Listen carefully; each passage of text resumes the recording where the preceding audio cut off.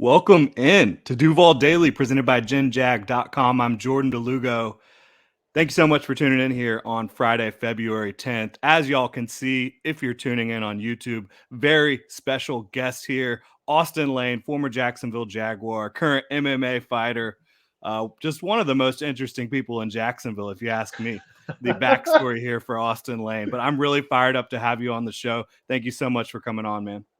No, dude, thank you for having me on, man. And I mean, wholeheartedly, thanks for not suing me because I forgot that your show is called the Duval Daily, and I actually had a Duval Daily on the show I used to do on 95.1 WAPE, where I would Oh, play Limp Bizkit songs and then talk about like basically like the happening news in Jacksonville every single day, and we did that at 9:04 every single day. It was called the Daily or whatever. So I did thanks for not not know suing that. me, dude. Yeah, so thank you Well, for not suing me, man.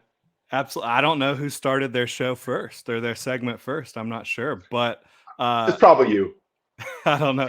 I don't listen to 95.1 that often, but I did listen to you a ton Yeah, when you were over on 690 with Brent and all that. And yeah. uh, uh, your road to where you are now, it's been crazy, Mhm. right? Former Jaguar, drafted in the fifth round out of Murray State. What was the Yeah. draft process like for you? Like going from small school to getting drafted by an NFL team. What was that all about for you? Yeah, I mean, to put it, you know, bluntly, it was much like my Senior Bowl performance where I scored a touchdown. I had no idea what the hell to do after that. And that's what the entire draft process was for me. Because, like you said, I came from a very small school at Murray State. Shout out to the Racers. Shout out to John Morant. Shout out to Quincy Williams. You know what I'm saying? Yeah. But so I came from a very small school. So when that happens, you hear, oh, this kid can go second round, he can go undrafted free agent. So there was a very wide scope of where I could have went. So like when you're sitting there with all your friends on draft day, and it's day one, like, oh, I could maybe go round two. All right, well, it's the fourth round. I'm still sitting here. So like, what's going on with that? So it was a stressful experience, but at the end of the day, I was so grateful to get drafted. It was an awesome experience, and obviously that experience led me to Jacksonville, where I still call my home today. Yeah, beautiful stuff. Love having people that, had you even ever been to Jacksonville before you got drafted here? No, no, I've never been to Jacksonville, but so my very first training camp I ever got to watch, the only training camp I ever got to watch was the Jaguars training camp in Stevens Point, Wisconsin. Oh, I was right. in Yeah. daycare. Yeah, I was in daycare back in '95, and it was a summertime, and my daycare went to go watch the Jaguars. So I got like Tony Baselli's autograph, I got a program. I got a bunch of guys, and then lo and behold, many, many, many years down the line, don't mean to make Tony Baselli sound old, but many, many, many years down the line, then I get drafted by the Jaguars. So it all kind of came full circle. Hey, if you're in the Hall of Fame, you got to have a few years under your belt, right? No, for Tony sure, for sure. Baselli. That's great. Yeah. But yeah, I guess it was meant to be. You ended up in Jacksonville, and then Mhm. didn't play football for a super long time in the NFL. What'd you have, about 5 years? So, I mean, if you want to count it, it would have been 5 total years. 4 seasons actually were credited, as they say. So yeah, I mean, I spent 3 years here in Jacksonville. Spent some time in Kansas City with Andy Reid, who's now coaching the Super Bowl. Spent some time in Detroit, and then finished up my career in Chicago, which is where I was born, which was kind of interesting as well. So I kind of, I was a journeyman towards the Hmm. end of my career, but I knew once I was done playing ball that Jacksonville would be the home base. Awesome, man. Well, we're happy to still have you here, obviously, in Duval Appreciate County. it. So, as pretty much everybody probably knows by this point, like, you're a professional fighter now, and you've been pretty Yeah. damn successful in that regard. 6 straight wins, I believe. Is that correct? Yeah, nice, man. Someone's doing their homework. I like it. Hey, I went on Tapology. I'm not a huge MMA guy, but I Sure, followed what sure. you've been doing a little bit. 12 Yeah, and 3, yeah, 6 straight wins, 11 wins by knockout, right? yeah, yeah, yeah, That's pretty crazy, man. And the last one, I believe it was the last one in September. hmm Yeah, I yeah, had that yeah, yep. that giant Duval on TV after the win. That was so sick, man. I know everybody was fired up about that. No, for sure. So it's funny. Kind of taking behind the scenes a little bit of a lot of fighters. So when fighters fight, they usually kind of know what they're gonna say after they win. Like they go over it and stuff. And you could ask my coach this. I never know what I'm gonna say after my fights because I always want to be genuine. I take pride in not being scripted. I take pride in being myself and speaking my mind in said moment.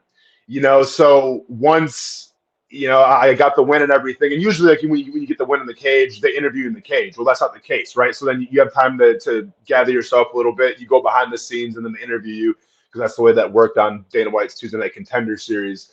And yeah, man, I just spoke from the heart. And then for whatever reason, my mind just went to, oh, dude, don't let her cut you off. You got to say Duval at least one time for everybody back home. And I said it. And then, yeah, I guess, according to UFC and like the promotions people, they were really happy with that video because it got a lot of views and a lot of clicks and all that great stuff, which I'm not the most concerned about, but they are. So if they're happy, then I'm happy. So yeah, I mean, it was a really cool experience. Obviously, I hold Jacksonville to my heart very dearly, and to be able to kind of put a little Duval out there on ESPN Plus. It was an awesome feeling. And spoiler alert, it's not going to be the only one. When I get back in that cage, I get another KO or I choke somebody out. You can expect another Duval coming at you too.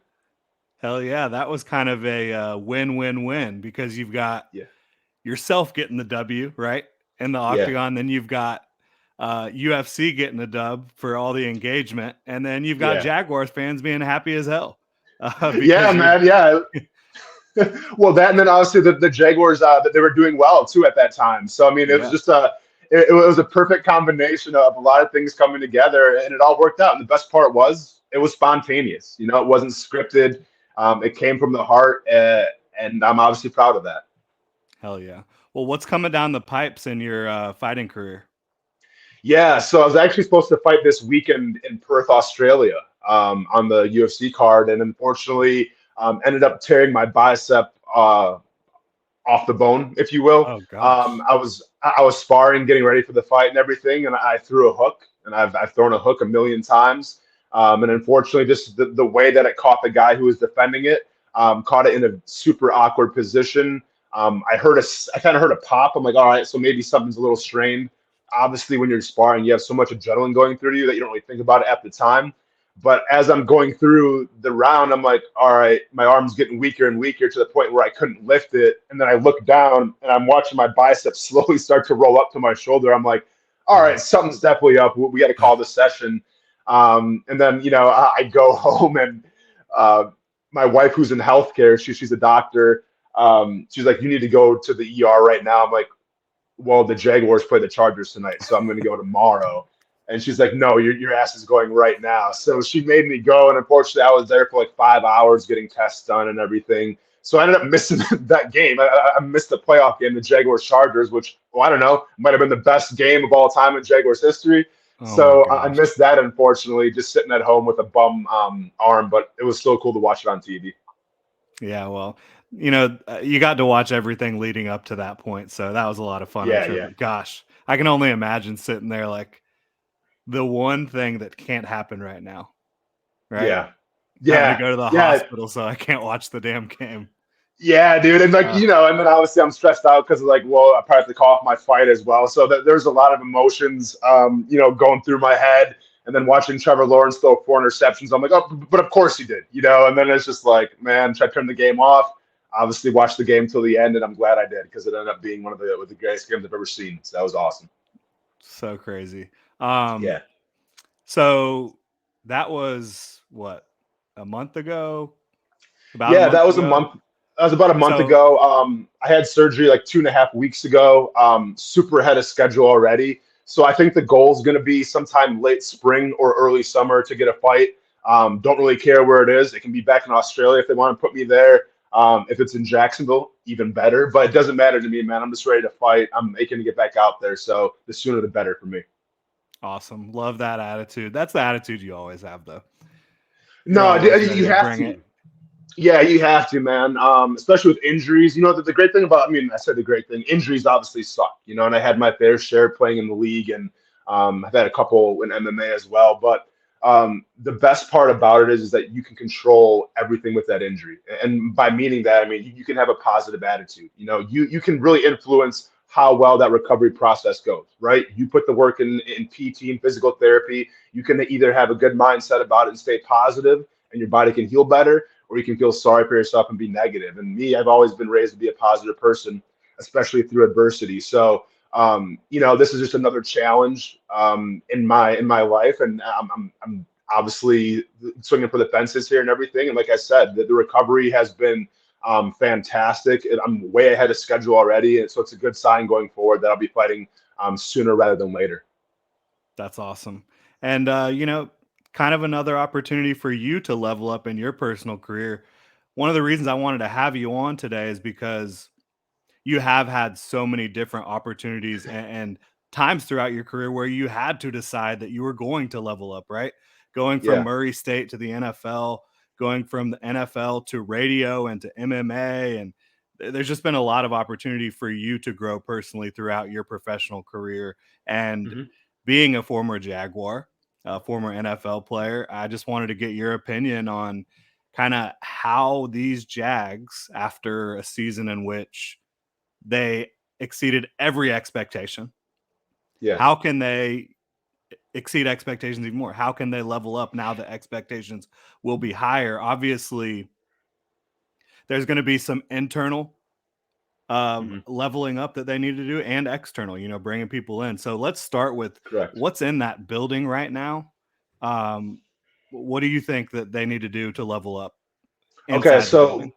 sure. So let's start off on a very broad scope and then slowly start to narrow it down exactly what they need to do. If you look at the situation right now, you have a team that achieved expectations beyond any of our wildest dreams. I mean, when I did my predictions in the season, I was thinking maybe 6 wins maximum. And obviously, Doug Peterson had different ideas, and he put that team on the map, and now there's hope, there's excitement around the city of Jacksonville. You have a division right now that is down. You have the Colts who are down. You have the Titans who are down. You have the Houston Texans that are down. They all probably need a quarterback going forward. This is the Jaguars' time. And you have Trevor Lawrence, who's on his rookie contract, which means so much in the grand scheme of things of trying to build a roster, especially a roster that's trying to give your quarterback confidence. So when we look at that, it's like, all right, well, you have to do well in the draft, right? Because once again, the guys that you bring in now, did they have to contribute? So depending on the draft and depending on free agency, it kind of works hand in hand. So if you're asking me, like, what are some big things going forward the Jaguars need to do? You got to figure out Juwan Taylor and you got to figure out Evan Ingram. All right, let's start with Juwan Taylor first. This was a guy who I think a lot of fans, including myself, weren't really high on going into the season, just from what we've seen in the past. I think he exceeded expectations. And in the NFL, coaches always do this here, Jordan. They always watch, like, say you're trying to get film study on somebody, right? To see if you want to re-sign him, if you want to bring him into the team. Coaches always start with the last game first because coaches are always interested to see how do you finish the season compared to how do you start the season. If we go back to Juwan Taylor and what he did in the playoffs, he played some of his best football, right? Didn't give up a sack. Now, there are a couple of penalties here and there, but didn't give up a sack. And I think overall, it speaks volumes when you talk about a guy in Juwan Taylor who was listed as the alternative captain against the Kansas City Chiefs. We're talking about, going into hostile territory in Kansas City, one of the biggest games in Jaguars history, and you elected him to be a captain. So that screams volumes of just what the locker room thinks of him, what the coaches think about him. And I think if you have a guy like that, you can't let him go. Now, correct me if I'm wrong, Jordan, but was it $15 million he's asking for right now, a year, around Well, there? that report that came out, I think it was more of like a projection or a take than a real report. Maybe reading the Okay, tea leaves a little bit from Field Yates, but yeah, Field sure. Yates of ESPN basically projected or said he expects Jawan Taylor to sign a deal with the Jaguars around that $15 million mark. So yeah, So if we're talking about $15 million for Juwan Taylor, I mean, and granted, I get it. There's always going to be an inflection of price because the salary cap goes up every single year. But if you give him $15 million and you compare that to the money that tackles we making last year, he'd be like the 21st, 22nd highest paid tackle this year if you give him $15 million. Now, are we saying Juwan Taylor is the 20th best, 21st best tackle in the NFL? I think so. Like I had no problem giving $15 million if that's going to be the case. Now he might ask for more, and he should ask for more. Go get your money. But I think if you can bring Juwan Taylor back at $15, $16 million, you absolutely do that, right? Because you want to keep that consistency with that offensive line. Teams are always going to switch out guys here or there, but if you can keep your O line together as much as possible, if they're playing well, that helps a lot. Then having Walker Little and Cam Robinson, it's only going to help things. So I think Juwan Taylor should be a primary focus. And then obviously the other focus needs to be Evan Ingram, a guy who came in kind of on a prove-it deal, and I think he proved himself. I think he was a good security blanket for Trevor Lawrence. I think going forward with Evan Ingram, how much is he going to be asking for? I'm not sure yet. He put out a tweet saying that he loves New York. I'm not sure if that's a little gamesmanship on his part, trying to garner some more interest, trying to garner some more money. Once again, more power to you, Evan. But if I'm the Jacksonville Jaguars, I get that deal done too. And if I have to, I'm going to franchise tag him. Because at the end of the day, if you want to look at the franchise tag in tight ends, it's not a bad spot to franchise tag somebody. You're talking $10 million, $11 million a year for the franchise tag. Okay, as opposed to maybe franchise tagging Juwan Taylor, which would cost you what, $16, $17 million, probably even more, probably $18 million. I'm not sure the averages, and I suck at math, so don't worry about that. But I think it's like $18 million. Yeah. Amen to you then, dude. But I think it's like $18 million, maybe 19 for a franchise tag and a tackle. No, let's go ahead and go Evan Ingram, then franchise tag him, and then kind of restructure the contracts as need be. Yeah, I know Balky mentioned that they don't want to use the franchise tag this year, and you understand why. They're tied against the cap. They have to do some massaging, which is absolutely not even possible. But it's going to happen. They're going to be able to massage the cap. They're going to be able to do what they want to do. That's how it works in the NFL when you have an owner that is willing to spend money. And Shad Khan, Correct. as we all know, is willing to spend money. So I agree with you completely about Jawan. I've kind of gone back and forth in my head about if you could only keep Jawan or Evan, which one is it? And there's a lot of different ways you can look at it. But I would say at this time, I'm more in on if you had to keep Jawan or Evan, I would keep Jawan if it was one or the other. And go ahead. Yeah, please. Yeah. The reason I think that is tackle is more important than tight end for one. Evan Ingram, what he did for the Jaguars offense this year was vital. They wouldn't have gotten to the playoffs without some of his contributions, obviously. But I also look at Evan Ingram, as good as he was, how much of his production was he's wide open because he's running a mesh, and that's just the way the route is. My point is, I think Doug got Evan a lot of yards this year. Sure. And Evan did go above and beyond in certain occasions where he would go up and grab a touchdown pass in a clutch moment. I'm aware of that. But how much of his production was based solely on the fact that Doug Peterson was his offensive play caller and head coach? And how much of that production can you replace with a guy who might not be quite as talented as Evan Ingram? So I think with Evan, those are great points, man, for sure. Essentially you're saying, did Doug Peterson scheme Evan Ingram to be successful? And I think you can point to absolutely. I think Doug Peterson's MO has been scheming guys at the tight end position and letting them eat. And he's done that in Philly. When they brought in Travis Kelce, he was there for that. He got Kelce kind of acclimated right away. So Doug Peterson loves his tight ends.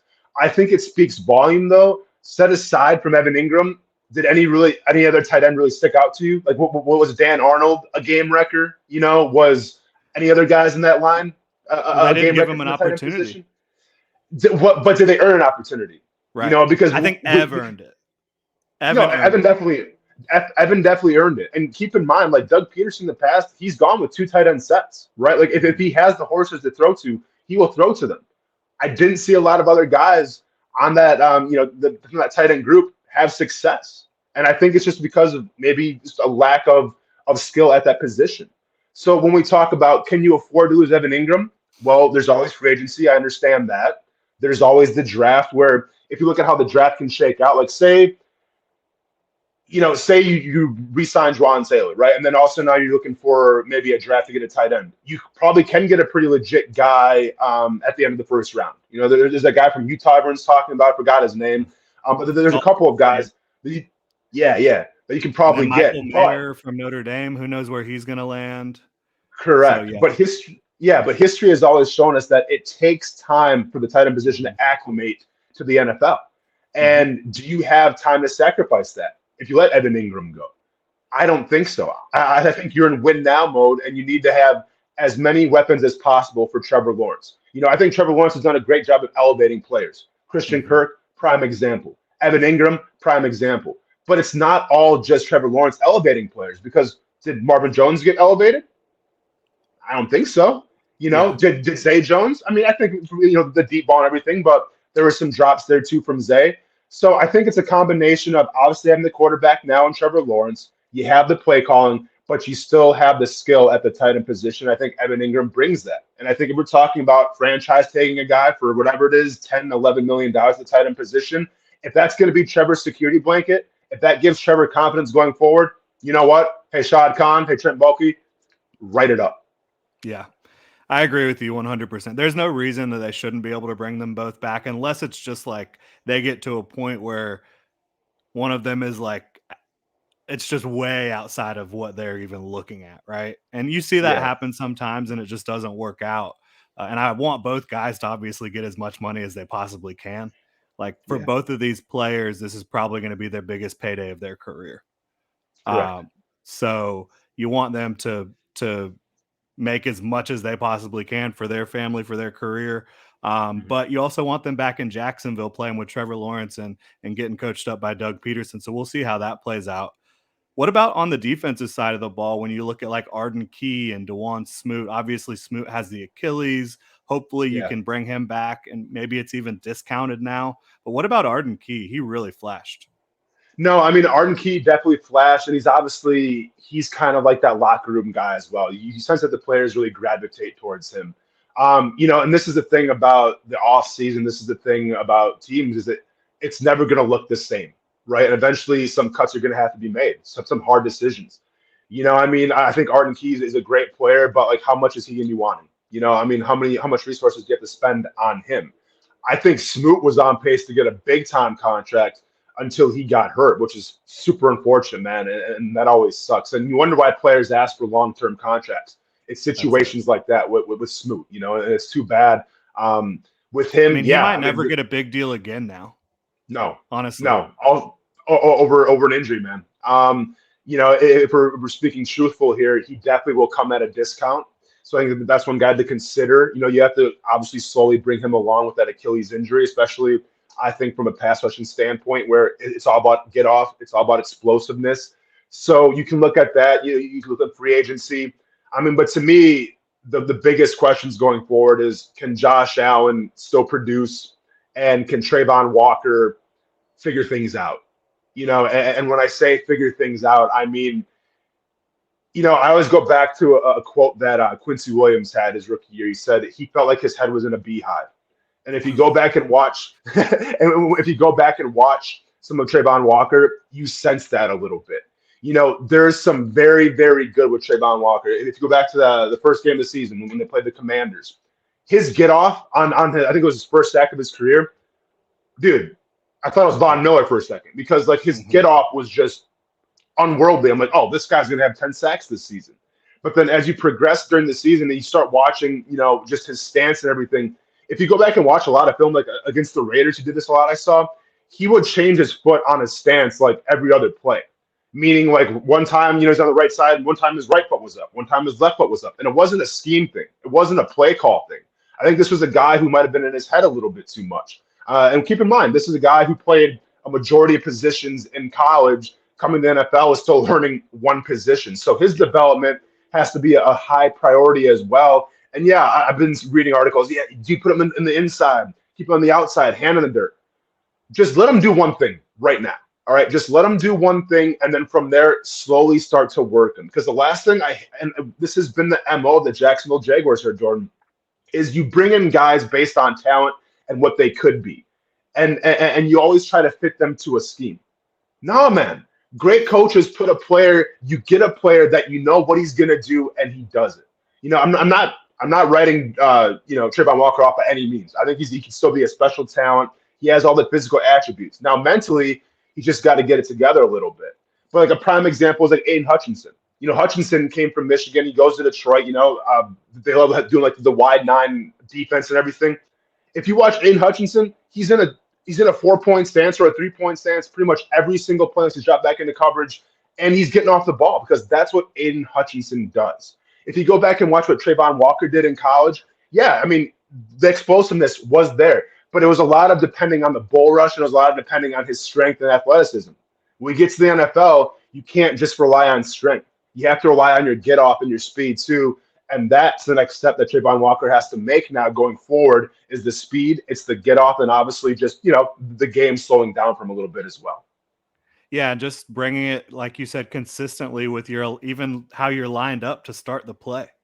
Yeah. I think all that stuff will probably come.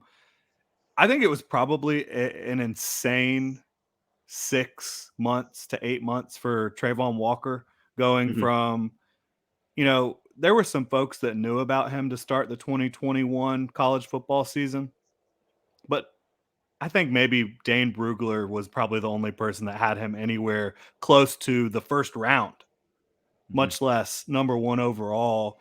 Then you go on this run. You're one of the most dominant college football players on the planet. Clearly, you're just an alien from a size and physical standpoint. And then, so you're going from a guy where like you weren't even the most known guy on your team. You were probably like not even in the top 5 most known guys on your team. And then all of a sudden, you're the first overall pick. And you're going to a city and everybody's expecting you to be this guy. I just don't think he was quite ready for that.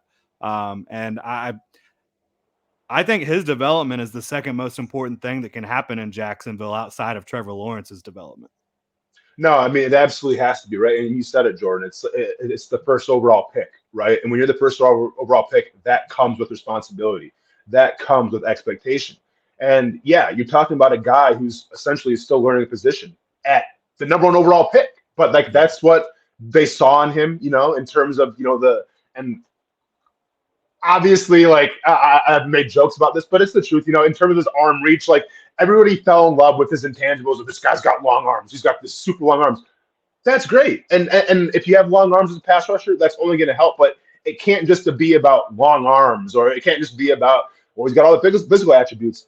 I mean, what does he bring to the table in terms of, IQ? What does he bring to the table in terms of just gamesmanship? And we've seen that a little bit, but that's something he has to really work on this offseason, which he obviously can, and I think he will. When the Jaguars got him, when I was back on ESPN 690, the biggest thing I said is temper expectations, because to me, it's going to be Rashawn Gary all over again. Rashawn Gary was a guy out of Michigan, played a lot of positions, didn't have the numbers, but once again, had a great combine, great size, and the Green Bay Packers took him. Now, his situation's a little different because when they took him in the first round, he was behind, Preston Smith and Zadarius Smith, so he had time to kind of acclimate and work himself in. But even when he did, he wasn't doing that well. And Packer fans were ready to call him a bust after season 2.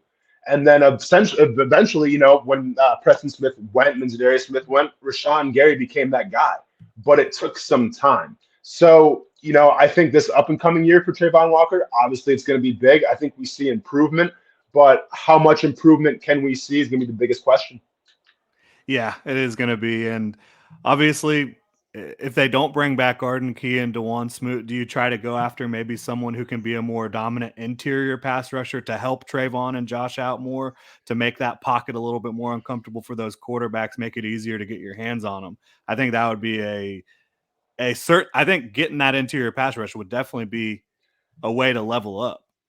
Dude, I mean, I can't say this enough. I mean, I feel like I've been campaigning this now for years. You got to focus on the interior pass rush. Now, I understand you bring in a guy like Fadakasian, right, who was a great run defender in New York and everything. But like, if you look at the numbers in terms of pass rushing, I was a little skeptical just because the guy was a run stuffer. Like it's hard to find a defensive tackle, a 3 technique especially, that can kind of do it all, right? Like that's why Aaron Donald's so coveted, right? Because he's great in the run, he's great in the pass. And the Jaguars need that. The Jaguars need that interior push. When Calais Campbell was here, you saw what happened with guys like Dante Fowler. You saw what happened with guys like Josh Allen, obviously, and made all the difference in the world. And I think right now that is definitely lacking. I mean, sure, you put Smoot there, who's maybe a little undersized, but it's better suited on the outside. I mean, you can try to have like these quote unquote NASCAR packages, as they call them, where you want to rush, 4 just defensive ends and make it happen.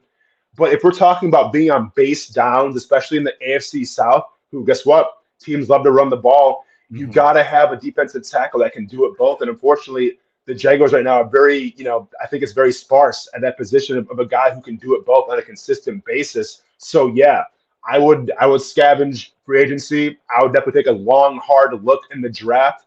I mean, yeah, you're probably not going to get an elite caliber guy at 25, just because I think the defensive tackles this year, they're a little down. Jalen Carter's a stud, but like besides that, it starts to drop a little bit. But you can get a good guy in the 3rd or 4th round. I mean, I was trying to think of some guys. There's like a guy like Keanu Benton, who's like I think 3rd round or 4th round right now from Wisconsin, but is getting a lot of praise from the Senior Bowl. That guy can, I think, come in right away and give you something in terms of sparking the pass rush. So there are guys available, I think, in later rounds that you can try to get, as opposed to trying to get a tight end or something like that in the later rounds who probably won't contribute that much. Yeah, I think that it's a lot of folks, Mel Kiper, some other draft guys have been talking about how it's not a great class overall.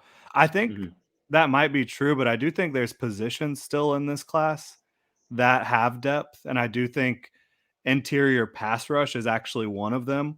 And it might be a guy who maybe isn't great against the run, but you bring him in here and um, you get him in there, as like the NASCAR package or whatever, but he has more beef than like a DeJuan Smoot or like an Arden Key. He's actually a defensive tackle type of player. You know what I mean? And I think there's going to be guys like that. Mora Ojomo from Texas.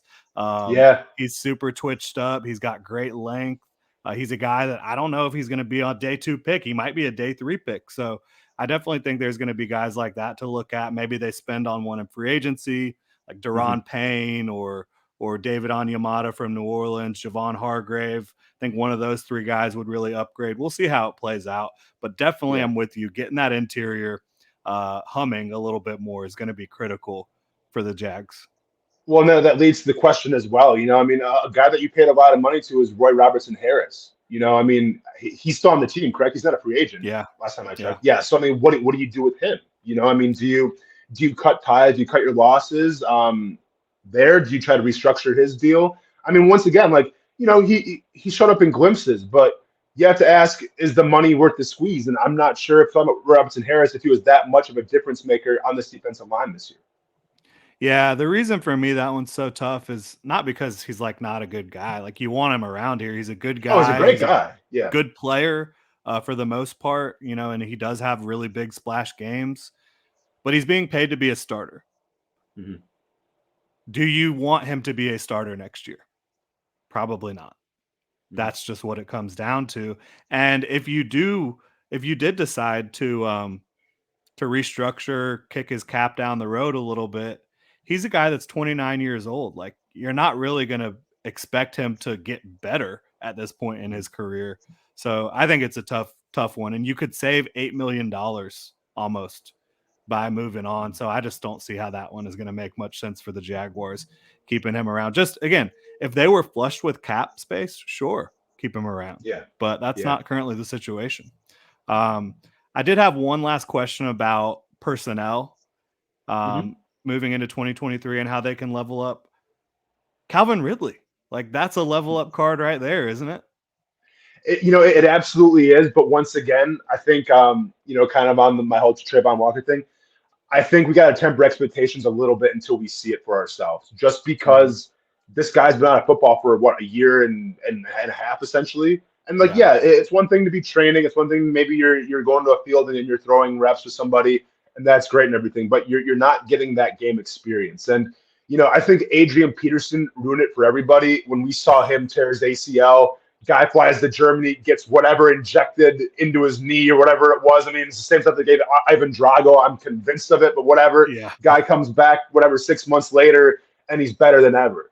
And then all of a sudden we look at that and it's like, oh, yeah, well, he's a professional athlete. He's an NFL player. That's fine.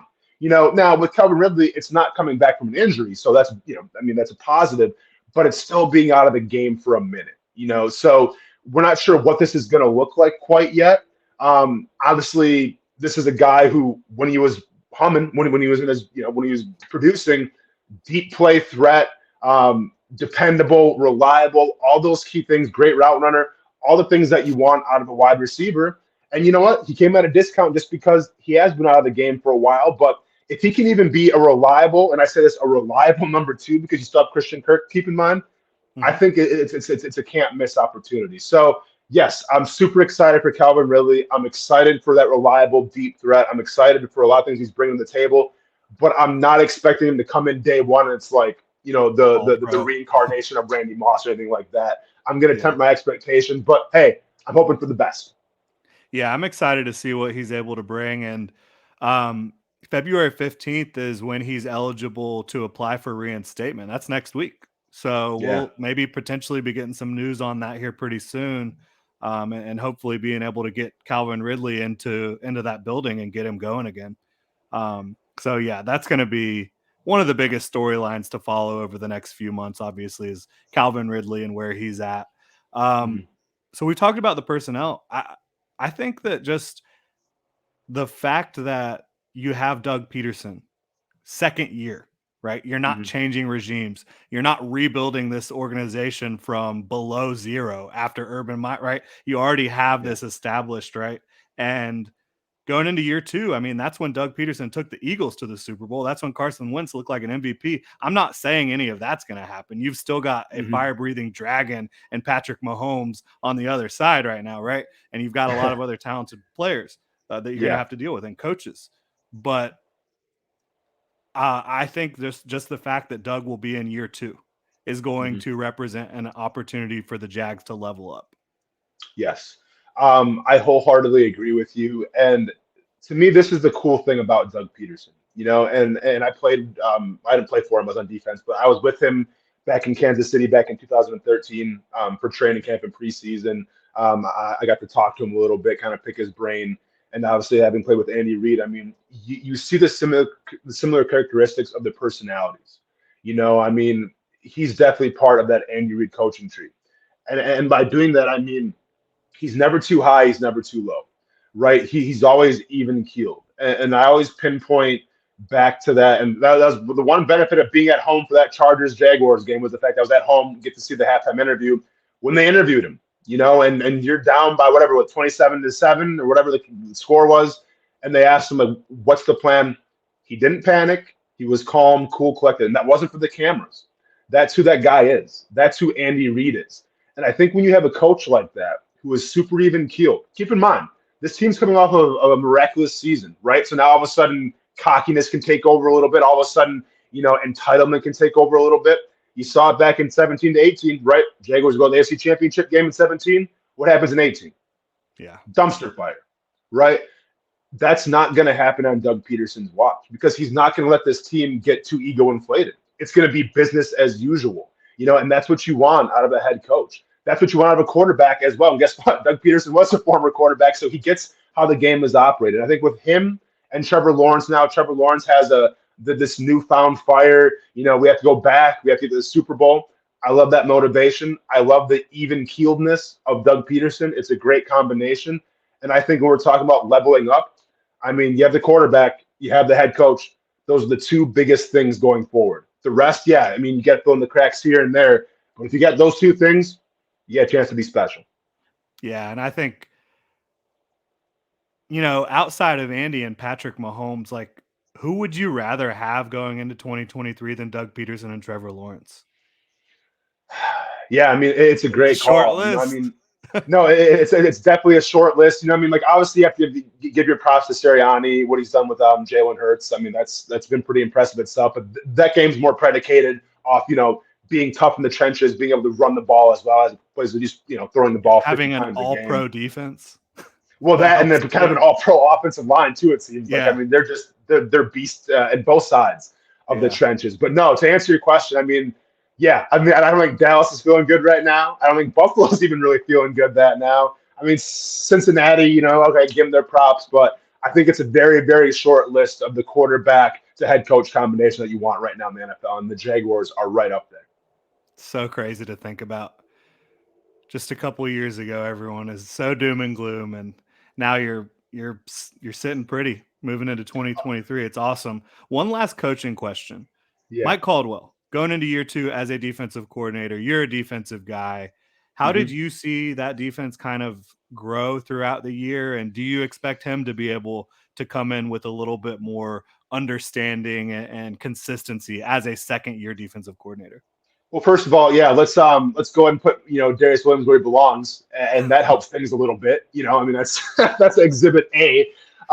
Yeah, I mean I think this defense is going to play better this year. They're going to be more just conditioned with the playbook now and what expectations are. Going into a new year, running a new defense can always kind of be kind of a whirlwind, if you will. And obviously, you're relying on guys like Trayvon Walker, who was a rookie. Maybe lack of an interior defensive line push in terms of the pass game. So And most of there their are some things that starters, a lot of those guys were new.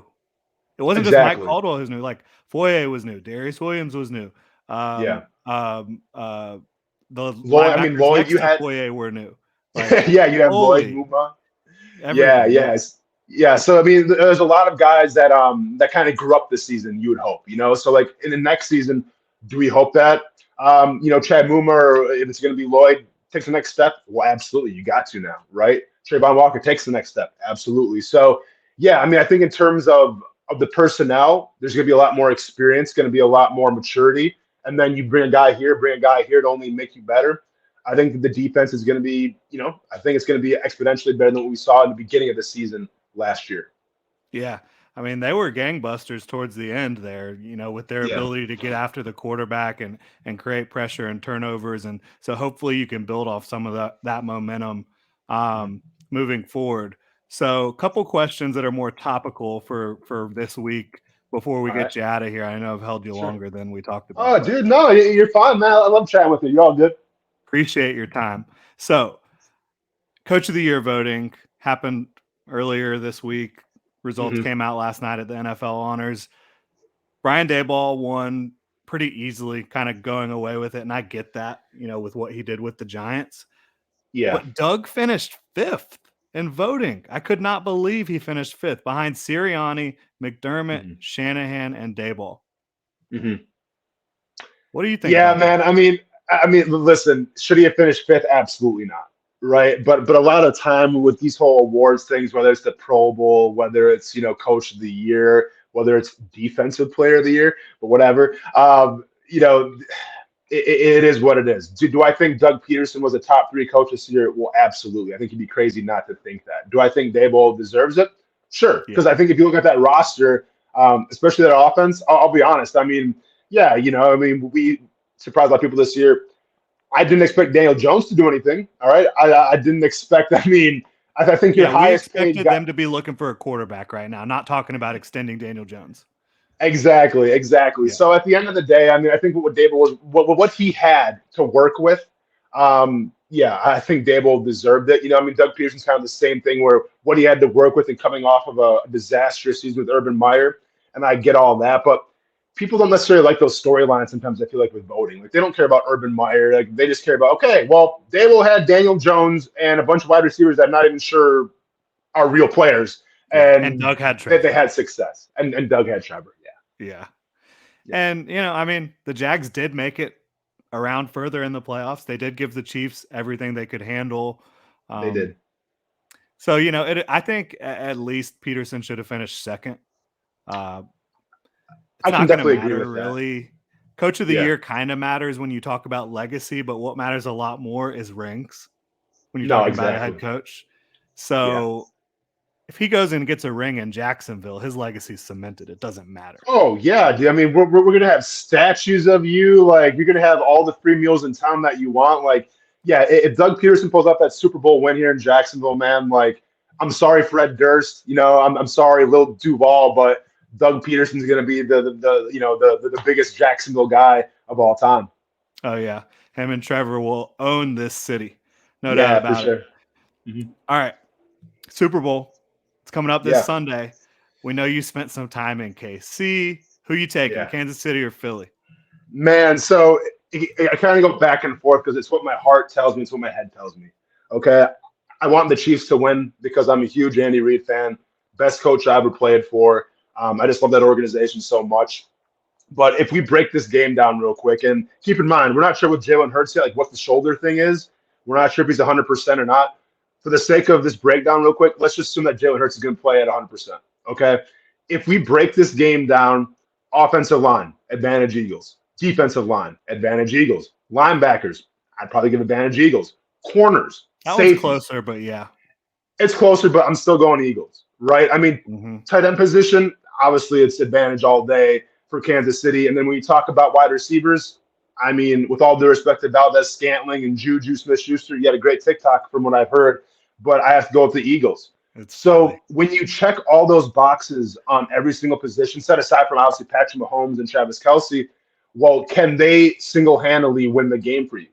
Mahomes is probably the best quarterback in the league right now, and I get that. But that can only get you so much against a defensive line that is going to be humming. Now, I can see Andy Reid definitely scheming things, quick passes, motions, trying to slow the defensive line down. But I just think that they're so stacked in every position, it's hard to bet against the Eagles. So I'm cheering for the Chiefs to win, but if I'm putting money down on it, I got to go with the Eagles. Once again, assuming that Hurts is going to be 100%. Yeah, I love it. I love this matchup. Mm-hmm. You know, my wife's from Kansas City, family in Kansas City. We'll be watching the game with them. So, like you, I will be pulling for the Chiefs just because I want my family life to continue to exist. Right, I want them to continue to be all right. For sure. But I also have friends in Philly, Okay. and a lot of respect for Philly. I was a big Jalen Hurts guy in the draft. I thought he was a early second round pick, which they ended up Mm-hmm. taking him in the second round. And I just like a lot of what they have going on too. I've always liked the Eagles, and obviously Doug and Andy both have their connections to the Eagles as well. So it's a really cool matchup for me. I've been talking about this for a couple weeks. Every time the Chiefs step on the field, they have the Mm-hmm. best head coach. Yeah. And that doesn't mean he's going to be the better coach that week necessarily. But Yeah. I think Andy Reid is the best coach in football right now. I They have agree. the best quarterback in football every Mm-hmm. time they step on the field. And in my opinion, they usually, almost every time they step on the field, have the next two best players, and Chris Jones and Travis Kelce. Mm. And so that just makes them so and Spagnuolo is a great defensive coach. He He doesn't get is, nearly yes. the credit he deserves. Mm-hmm. I think it's going to be fantastic. I'm going to pick the Chiefs just because obvious reasons here, Okay. but it's going to be great. I can't wait for it, and I want it to be a good game. All right, Jordan. So real quick, so let's say because you can't gamble in Jacksonville, but let's say you go down to the docks and everything, right? And maybe there's a guy named Tony there. He's taking some books right now and everything. You put all the money down on the Chiefs then? Well, what's the line? I don't even know what the line is actually. I mean, I can't tell you. I think it might have been 2.5 last time I saw it, but I have no idea. Let's pull it up because I want to make sure I'm Okay. making a smart bet.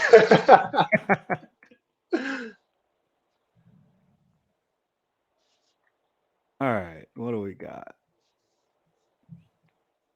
Plus Eagles minus 1.5, 22 hours ago on 1.5. Sports Illustrated. Okay. Eagles minus 1.5. All right. Let's go on ESPN and just make sure they have the same thing.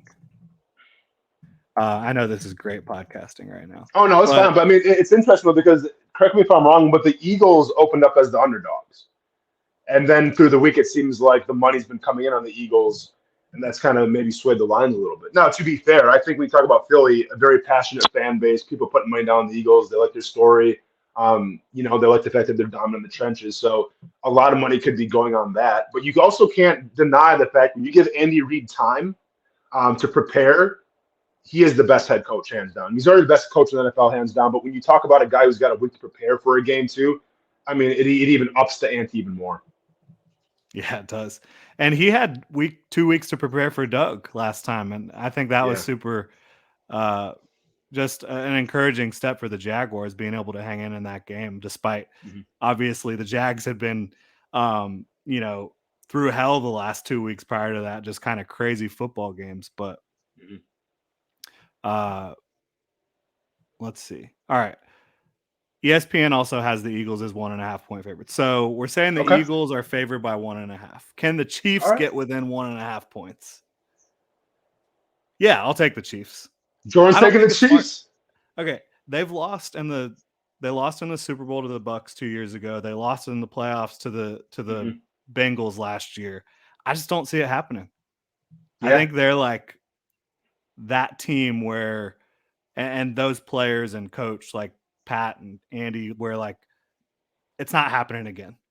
We're not Mhm. losing again. I Mhm. know we're great. We're pretty much close to a dynasty at this point. If we win some more Super Bowls, we got to get this one. And Pat just reminds me of Steph Curry so much. Yeah. I don't know why. And I kind of feel like Steph can do that when he needs to. Like, this is Sure. our year. Yeah. I And think to it's be the fair, Chiefs' like, year. yeah, I mean, it's going to be on Mahomes for sure, but like I feel like if they can run the ball too, like Pacheco's been kind of the bright spot for them, and it's funny because you talk about the Chiefs and the running game. Like every year is kind of the same thing. Like, oh, this running back this year is going to be the real deal. Like you should draft Clyde Edwards-Helaire in the first round of Yeah. fantasy draft. He's going to be the real deal. And what happens? He burns and he breaks your heart. But like Pacheco seems like a very hard runner, downhill type of guy that can get you some yards. If they can use him, implement him, and keep that, that stingy Eagles defense, which I don't even know what stingy. I mean, I know it's like, it's good and stuff, but I'm not sure where stingy comes from. But keep that stingy defense on their heels a little bit. You never know, man. So it'll be a good game to watch. Yeah. And with their pass rush, one thing I also was thinking about Mahomes' ability to avoid sacks has gotten like so much better, I think, Yeah. in 2022, 2023. Mhm. It's like the Jags were getting pressure on him in both games and they just couldn't touch him. There Yeah. was pressure in both games against the Chiefs. Just couldn't Yeah. touch him. Yeah. It's not fair when you're doing like 360s and then throwing the ball, and it's like you're in the backyard, man. It's crazy how much the game has slowed down for him. It's unreal. Yeah, it is. Yeah. And even with, losing all of his receivers last time they were out on the field, he was still just slinging it around, Yeah. I getting mean, the hey, job done. Tyreek Hill. Have fun on South Beach, dude. Hope you're having a Yeah. lot of, having a lot of mojitos and stuff because Patrick Mahomes, I guess, doesn't need you, and I thought that wasn't going to be the case either. So, yeah, it's a Yeah. testament to just how great Patrick Mahomes is. He gets that big contract, and they don't skip a beat, right? Because it's the talent. And eventually, when Trevor Lawrence gets that big contract, you hope the same thing happens there, where it doesn't matter who you put at the wide receiver position, he's going to eat regardless. Yeah. Can't wait for that. Obviously, it's going Yeah, to be a fun 2023 season for the Jacksonville Jaguars. Fun offseason. A lot of stuff yeah, coming ahead. We've got free agency in just over a month. We've got the NFL Combine, the Draft Combine, which is a little less than a month away. NFL Draft at the end of April. Can't wait for it all. I really appreciate you joining me today, Austin, and hopefully we can get you on here again soon. Jordan, man, it's been a time and a half. I appreciate the invite. Anytime you need me, you know where to hit me up. Yeah, but appreciate it, man. I'm a big fan of what you do. Stay casual, and we'll see you around. All right. Yeah, I appreciate you. Make sure to follow Austin on Twitter at @A_train_92. And make sure to keep up with his fighting career and see what's going on here. Hopefully that bicep returns to health quickly. Yeah, and can I also plug my Instagram too? Because the Yes. UFC made me get an Instagram because they called me an Yes. idiot. They're like, "Hey, you got a big video, and you're throwing." They literally, the PR person literally called me up and said, "You're an idiot. You're just leaving money on the table." So I got an Instagram too. It's Austen Lane and then underscore. So check me out on Instagram as well. I don't really post that much, but like I'm trying to make the UFC people happy. So it is what it is there. Hell yeah. Gotta make the Yeah. PR folks happy. Got to make the PR folks happy, Jordan, man. All right, Love dudes, it, take it man. easy. All right. Best of luck. Appreciate you. Thank you, man.